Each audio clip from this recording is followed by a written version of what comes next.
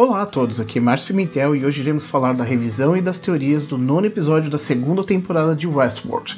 Mas se essa é a primeira vez que você me vê, por favor inscreva-se no canal e ative o ícone de notificações para receber mais vídeos como esse.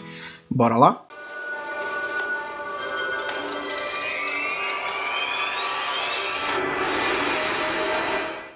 Há 2 semanas atrás, algumas pessoas que seguem o canal comentaram que no 7º episódio tantas coisas foram reveladas que não haveria mais espaço para novas descobertas. E logo na sequência tivemos os 2 últimos episódios que me lembraram muito a fórmula de Lost, onde havia uma pequena apresentação de um personagem na ilha e depois se contava alguma parte reveladora do seu passado. A semana passada foi a história de Akitita e hoje tivemos a história de William. Agora, falando do episódio em si, e como sempre fazemos, vamos organizar por núcleo de personagens e acontecimentos para ficar mais fácil de entender e de explicar para todos. E hoje vamos começar pelo final, vendo um pouco do arco de história de Dolores e Ted. Conforme eu já mencionei algumas vezes, a série mostra de maneira muito consistente que a forma inicial que o rosto foi projetado, a primeira vez que viveu sua narrativa, fica de alguma forma marcado dentro da sua unidade de controle. E não importa muito quantas atualizações eles sofram, de alguma maneira acabam em sua versão de origem.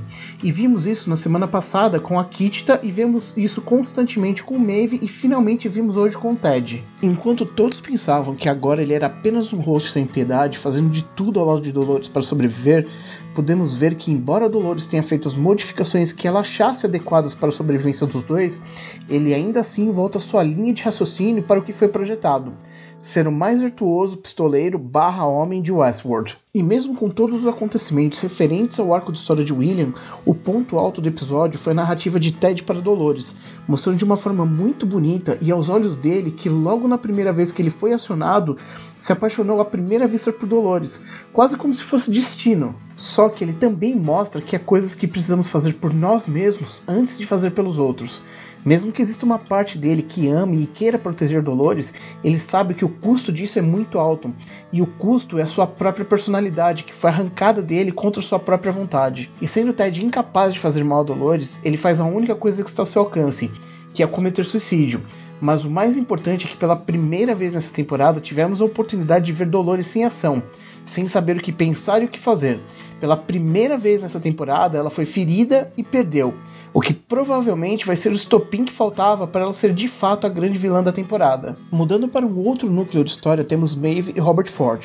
Conforme eu venho falando, alguém com um acesso muito alto havia manipulado os níveis de inteligência de Maeve, e muitas foram as teorias para isso, mas hoje tivemos um pequeno vislumbre do motivo. Robert traçou todo o plano para que ela escapasse do parque, principalmente porque ele sabia o que estava para acontecer.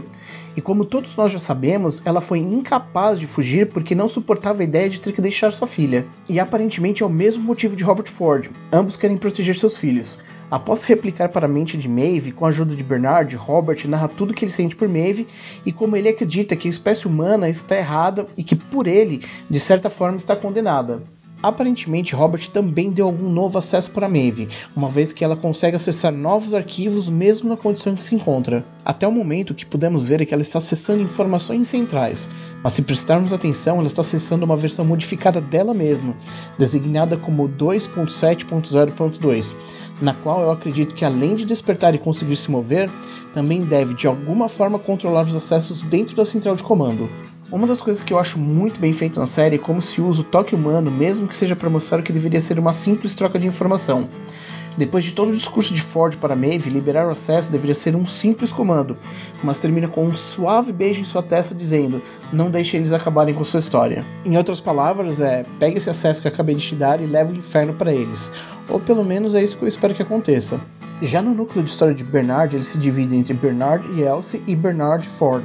Antes de mais nada, devemos deixar claro que tudo que vimos de Bernard nesse episódio se passa antes dele ser encontrado desmaiado no lago, e por isso, obviamente, antes de Charlotte descobrir que ele é um host, ou seja, enquanto a equipe de Kaufman ainda está no comando. Como nós já sabemos, ele está carregando a consciência de Robert ou sendo carregado por Robert, se você preferir.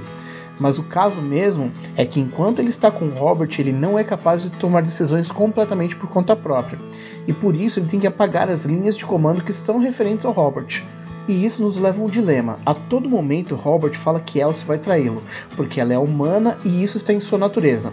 Mas acontece que mesmo que Robert seja o criador, ele também é humano, e ele já deixou claro outras vezes que fará o que for necessário para atingir seus objetivos. Mas o caso é que, em minha opinião, Elsa é diferente. Ela se sente mais à vontade em meio aos hosts do que aos humanos. Na verdade, ela apresenta o mesmo tipo de comportamento misantrópico que Robert, ou seja, acho que os dois são mais parecidos do que Robert acredita que sejam. E Bernard, sendo a sombra e tendo a bondade de quem ele foi projetado para ser igual, faz a única coisa que pode garantir que Elsa tenha chance de sobrevivência, que é ficar longe dele, principalmente porque ele sabe que não pode confiar que vai fazer alguma coisa com ela sob o comando de Ford, e após abandoná-la, ele está indo em direção do acontecimento que precede todos os hosts mortos dentro do lago. E finalmente temos o núcleo de William. Acredito que muitos de vocês devem estar se perguntando se ele é ou não um host. Eu sei que há muitas teorias de que ele é de fato um, e isso começou muito cedo. Já na primeira temporada disseram que fazia sentido porque seu personagem no filme de 1970 era um host, e isso foi se multiplicando em outras diversas teorias. Mas se vocês me perguntarem, eu responderia sem problemas que eu acredito que não seja um. E isso não é um chute do que eu acredito, eu estou me baseando em indícios. E os mais óbvios são, em primeiro lugar, ele visita o parque por pelo menos 30 anos e conhece Logan e a família Delos antes de conhecer Arnold e Robert. Poderia ser que o tivessem criado para se infiltrar na família Delos? Sim, mas eu acho que é bem improvável. Em segundo lugar, a primeira geração dos hosts, a Alpha, era completamente mecânica por dentro, tendo apenas o sistema endérmico até a epiderme, que é a pele de dentro para fora como sistema biológico. Em terceiro lugar, ele tem uma filha biológica, e conforme mencionado, a primeira geração era inteiramente mecânica. Em quarto lugar, ele passou no teste do scanner quando a equipe tática do parque chegou para resgatá-los. Em quinto lugar, no cartão de informação sobre a sua linha de comportamento e padrão cerebral, podemos ver que todas as imagens e vídeos são sob a perspectiva de um host. Em outras palavras, veríamos as imagens através de seus olhos como câmeras se ele fosse um. Em sexto lugar, ele envelheceu, muito embora isso pudesse ser facilmente manipulado, principalmente sabendo que ele visita o parque anualmente e passa meses lá. Em sétimo lugar, quando Robert entrega o perfil de William para ele na festa, se notarmos bem, há algumas indicações interessantes. Além do fato de todas as imagens não serem geradas a partir dele, temos a informação que diz respeito à sua personalidade, que além de muito rara, com cerca de apenas 0,72% da população, faz alusão ao fato de ele ser um psicopata, mas não um psicopata qualquer, um com manias de grandeza, se comparando a Alexandre o Grande durante sua festa, e isso nós podemos ver quando lemos a palavra delusions, além de paranoico, como vemos nos seus dias no parque, em que ele acredita que tudo faz parte do jogo de Robert Ford. E isso nos leva até o momento onde ele comete o que provavelmente foi o maior erro de sua vida, matar a sua própria filha. Eu confesso por um momento que eu achei a cena da morte dela um pouco esquisita, pensando que ela talvez pudesse estar viva, mas eu passei o vídeo em câmera lenta e o tiro foi bem no meio do peito. E depois de descobrir que a pessoa no chão era de fato a sua filha, ele ia checar para ver se ela estava realmente morta. Eu dei um bom tempo pensando no novo jogo de Robert para William, e provavelmente devem haver dezenas de teorias, mas eu estou começando a pensar que o novo jogo deve ser algo mais simples. Durante os anos, William passou no parque cometendo atrocidades com os hosts, principalmente por causa do tal jogo do labirinto, e que mais tarde descobrimos que não tinha nada a ver com ele. Mas William descobriu que através da dor e do sofrimento, os hosts despertavam para o seu verdadeiro ser. O que me faz pensar se de alguma forma Robert esteja fazendo o inverso que William fez com os hosts, enviando ele em uma jornada de sofrimento para que ele de alguma maneira chegue à sua verdadeira imagem, revelando para ele da pior maneira possível as consequências do que ele realmente é. Isso seria uma boa reviravolta na história. E para finalizar, temos o verdadeiro nome de Glory, ou Vale Além se você preferir. O lugar se chama Fornalha e nada mais é do que uma versão vitaminada do berço, que ao invés de linhas de código com narrativas, temos o perfil de cada visitante que já passou pelo parque. Para mim, Robert e Dolores estão trabalhando juntos. Pode até ser que Dolores não saiba disso e está fazendo o que Robert espera sem saber, mas os dois estão conectados de alguma forma. E se você estiver se perguntando por que ele não está recebendo ajuda diretamente dela, seria muito mais fácil passar desapercebido nesse momento dentro de Bernard do que dentro de qualquer outro host do parque. E o que sabemos até agora é que a chave de acesso da fornalha está com Dolores e que Bernard está indo para o local, além de termos o William se deslocando para lá também.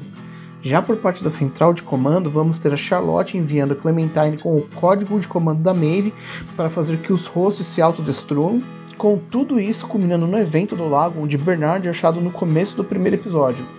E assim nós terminamos a revisão e as teorias desse episódio. E aí, o que vocês acham que pode acontecer? Deixe seus pensamentos nos comentários abaixo. Por favor, inscreva-se no canal e acione o ícone de notificações. Isso é muito importante para nós. Por hoje vamos ficando por aqui, nos vemos no próximo vídeo e tchau!